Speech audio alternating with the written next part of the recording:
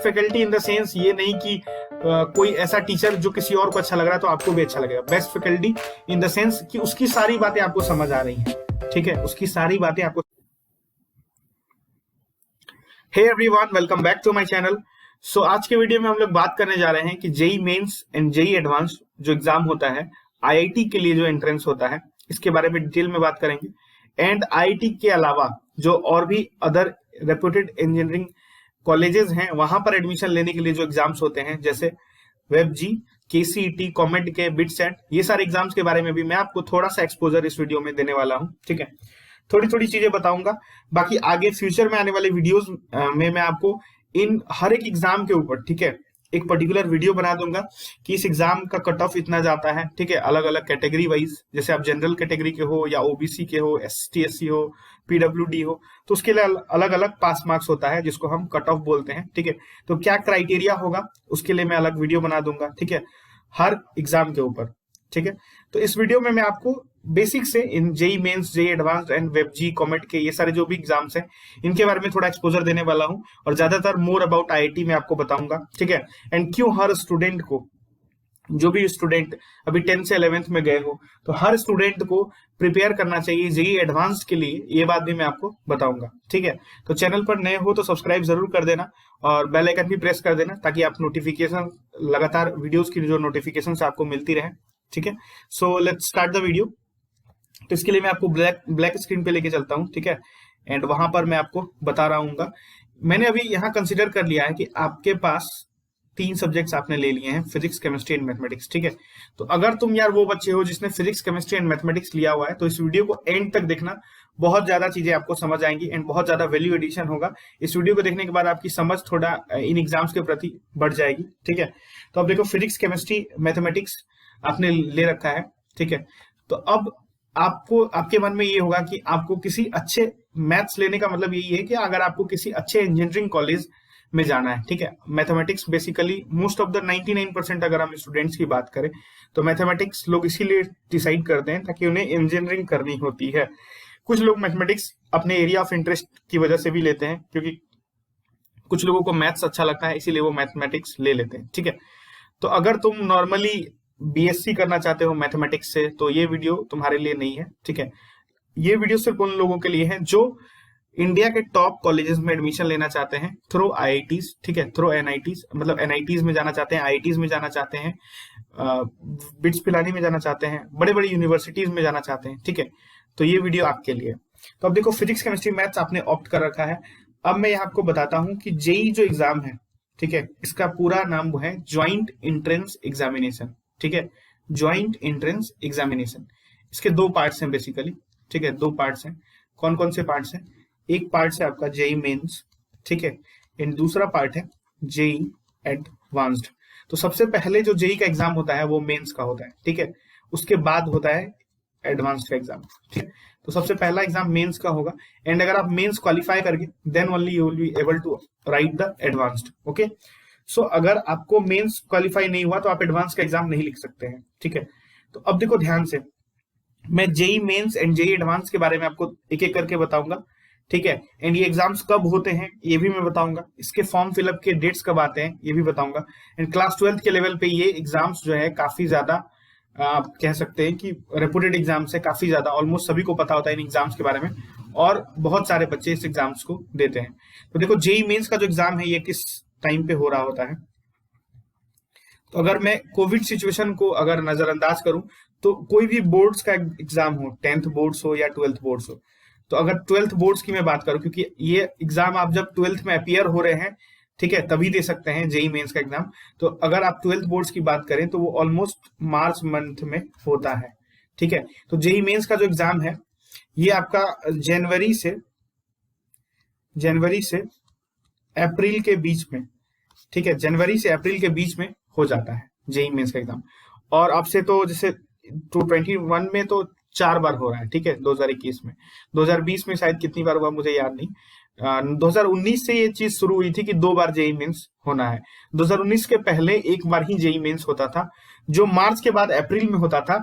जैसे अगर मान लो 30 मार्च को आपका बोर्ड्स एग्जाम खत्म हुआ तो जस्ट 1 वीक बाद आपका एग्जाम होता था जेई मेंस का। ठीक है, ये 2018 तक होता था ऐसा। बट 2019 में जब से एनटीए आया, ठीक है, उसने क्या किया, 2 बार एग्जाम्स को कंडक्ट कराने का फैसला लिया। ठीक है, अब 2 बार एग्जाम्स होते हैं और 2019 में 2 बार एग्जाम्स हुए थे। ठीक है, एंड वहां पर क्या होता था, जो दो दो एग्जाम आपने दिए उनमें से जो भी आपका बेस्ट स्कोर है वो काउंट होता था। ठीक है, आपके एडमिशन में। तो ये चीज आपको ध्यान रखनी है। तो जेई मेंस का जो एग्जाम है ये आपके बोर्ड्स एग्जाम से 1-2 महीने पहले होगा। ठीक है, एंड बोर्ड्स एग्जाम के 1 महीना 1 वीक बाद तक होगा। ये आपको ध्यान रखना है कि जेई मेंस का एग्जाम इस टाइम पे होता है। जो फॉर्म फिलअप होता है इसका, ठीक है, ये आपको सितंबर अक्टूबर के बाद फॉर्म फिलअप होना शुरू हो जाता है। ठीक है, तो वो सारी चीजें तो खैर आपको पता चल जाएंगी। ठीक है, अब ध्यान से देखो, जेई मेंस जो एग्जाम है, ठीक है, इसमें ऑलमोस्ट 12 से 13 लाख बच्चे हर साल एग्जाम देते हैं। ठीक है, 12 to 13 lakhs students every year, है ना। ये बहुत बड़ी आप कह सकते हैं, बहुत बड़ा आप क्राउड कह सकते हैं, भीड़ कह सकते हैं। 12 से 13 लाख स्टूडेंट हर साल इस एग्जाम को देते हैं, जेई मेंस का। ठीक है, एंड 12 से 13 लाख में 2 से 2.5 लाख लोग सेलेक्ट होते हैं एडवांस्ड के एग्जाम को देने के लिए। ठीक है, 2 से 2.5 लाख लोग ऑलमोस्ट हर साल सेलेक्ट होते हैं जेई मेंस में। ठीक है, एंड उन 2-2.5 लाख लोगों में जो भी लोग एडवांस के लिए रजिस्टर करते हैं, पहला मैं बात आपको बता दूं कि जेई मेंस में जो क्वालिफाई कर गया, जरूरी नहीं कि वो जेई एडवांस में भी क्वालिफाई कर जाएगा, क्योंकि बहुत अलग तरह का एग्जाम है। जेई मेंस फुल आपका ऑब्जेक्टिव बेस्ड है। ठीक है, अब तो इंटीजर टाइप क्वेश्चंस भी आने लगे हैं, बट फुल ऑब्जेक्टिव बेस्ड था पहले। ठीक है, आप कह सकते हैं कि 99% ऑब्जेक्टिव बेस्ड है। जेई एडवांस जो है ये आपको डिस्क्रिप्टिव है एग्जाम। ठीक है, यहाँ पर आपको कई बार सॉल्व करने के लिए भी ज्यादा क्वेश्चंस दे दिए जाते हैं, काफी ट्रिकी और काफी डिफिकल्टीज होती हैं इसमें जेई एडवांस के क्वेश्चंस में। ठीक है, तो ये चीज आप ध्यान रखना एक चीज, कि जो जेई मेंस में मान लो 2.5 लाख बच्चे सेलेक्ट हो गए जेई मेंस में, 12-13 लाख बच्चों ने अप्लाई किया, 2.5 लाख बच्चे सेलेक्ट हो गए। उन 2.5 लाख बच्चों में से केवल 11,000 सीट्स हैं आईआईटी के अंदर, केवल 11,000 सीट्स हैं आईआईटी के अंदर, केवल 11,000 सीट्स हैं। तो 2.5 लाख बच्चे जो जेई मेंस क्वालिफाई करके जा रहे हैं, उनमें से केवल 11,000 लड़के ही आईआईटी में जाएंगे। उनमें से केवल 11,000 बच्चे या लड़कियां जो भी हैं, ठीक है, वो ही आईआईटी में जाएंगे। तो ये चीज आपको ध्यान रखनी है कि कितना कम है सिलेक्शन रेशियो। ठीक है, ये चीज ध्यान रखनी है। तो एग्जाम बहुत डिफिकल्ट होने जा रहा है, ये चीज तो तुम्हें ध्यान रखनी है। तुम अभी 10th 11th में गए हो, तो कोई भी तुमको कहेगा यार तुम आईटी दे दो, आईटी, तुम्हारे मन में लगेगा कि हाँ आईटी फोड़ देंगे, तुरंत फोड़ देंगे, ऐसा कुछ नहीं है।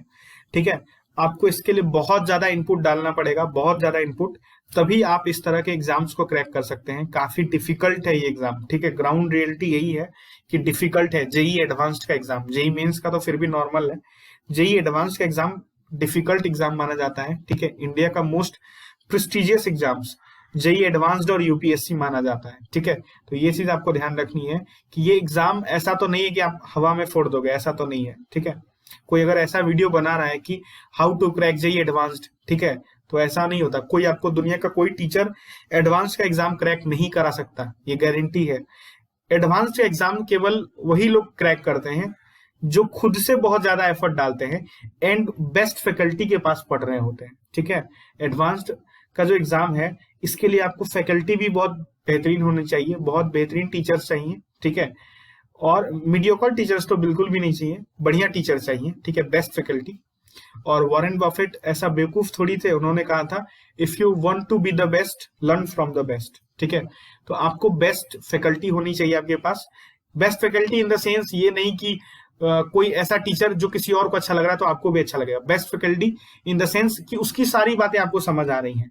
ठीक है, उसकी सारी बातें आपको समझ आ रही हैं। तो हर किसी के लिए बेस्ट फैकल्टी का मतलब अलग अलग हो सकता है। ठीक है, तो ये चीज आपको ध्यान रखनी है। अब 11,000 लोग आईआईटी में सेलेक्ट होते हैं। ठीक है, 11,000 लोग आईआईटी में सेलेक्ट होते हैं। टोटल हमारे यहाँ 23 आईआईटीज हैं, 23 आईआईटीज हैं। ठीक है, इनमें अगर टॉप की आईआईटीज की मैं बात करूं तो आईआईटी बॉम्बे, ठीक है, मैं यहाँ लिख दे रहा हूँ आईआईटी बॉम्बे, ठीक है, शॉर्ट में IIT Bombay, IIT Kanpur, IIT Kharagpur, ठीक है, आईआईटी खड़गपुर, एंड फिर आपका आईआईटी दिल्ली, ठीक है, आईआईटी दिल्ली, ये भी टॉप का है आपका। तो यहाँ मैंने जो भी टॉप के जो आईआईटीज हैं उनका नाम लिखा है। ठीक है, तो ये देखो, ये सारे टॉप के आईआईटीज हैं। टोटल 23 आईआईटीज हैं इंडिया में। अब आईआईटीज के सीट को बढ़ाने की मांग की जा रही है। आईआईटीज नए नए बनेंगे जितने ज्यादा, उतने ज्यादा सीट्स भी बढ़ेंगे, तो 11,000 से सीट्स भी थोड़ा सा बढ़ेंगे, ठीक है। पर एक चीज आप अंदाजा लगा सकते हैं कि 13 लाख बच्चों ने फॉर्म भरा और उनमें से केवल 11,000 बच्चे सेलेक्ट हुए आईआईटी में, तो सिलेक्शन रेशियो का अंदाजा आप खुद ही लगा सकते हैं, ठीक है। इतनी मैथमेटिक्स तो आप जानते ही होंगे। तो अब देखो ध्यान से, ये आईआईटी का सिलेक्शन आपको कैसे होगा, है ना, ये आप कैसे प्रिपेयर करें कि आपका इतना में सेलेक्ट हो जाए, ठीक है। अब सवाल ये है एक और भी कि जेई मेंस में मान लो 2.5 लाख बच्चों ने क्वालिफाई किया था, तो 11,000 लड़कों ने या लड़कियों ने, जो भी है, उन लोगों ने आईआईटीज में एडमिशन ले लिया। तो 2.5 लाख माइनस 11,000, तो बाकी जो बचे हुए वो कहाँ गए, ठीक है। बाकी जो लोग बचे हुए हैं वो कहाँ गए, जिनका आईआईटी जेई एडवांस क्वालिफाई नहीं हुआ, जेई मेंस हो गया, ठीक है। तो उन लोगों का एडमिशन उनके जेई मेंस के मार्क्स के थ्रू पे, है ना, या जेई एडवांस में जो भी उन्होंने मार्क्स ऑब्टेन किया है, मे भी कट ऑफ क्लियर किया हो, उसके बेसिस पर उन्हें कुछ अच्छे इंजीनियरिंग कॉलेजेस मिल जाते हैं। जहां पर एक और जैसे आईआईटीज हैं, उसी तरह से एक इंजीनियरिंग कॉलेज होते हैं जो जेई मेंस के बेसिस पे उनको उसमें एडमिशन होते हैं, उनको बोलते हैं एनआईटीज, ठीक है। NITs, national institute of technology, और आईआईटी को क्या बोलते हैं, इंडियन इंस्टीट्यूट ऑफ टेक्नोलॉजी। तो जो लोग जेई मेंस को क्वालिफाई करते हैं उनका एडमिशन एनआईटी में होता है, टॉप के एनआईटी में। एंड ट्रस्ट मी, एनआईटी भी आईआईटी से किसी मामले में कम नहीं होता है, ठीक है। तो ये चीज ध्यान रखनी है आपको कि ऐसा नहीं कि आईआईटी में नहीं हुआ तो कुछ भी नहीं हुआ, एनआईटीज आर बेस्ट, ठीक है।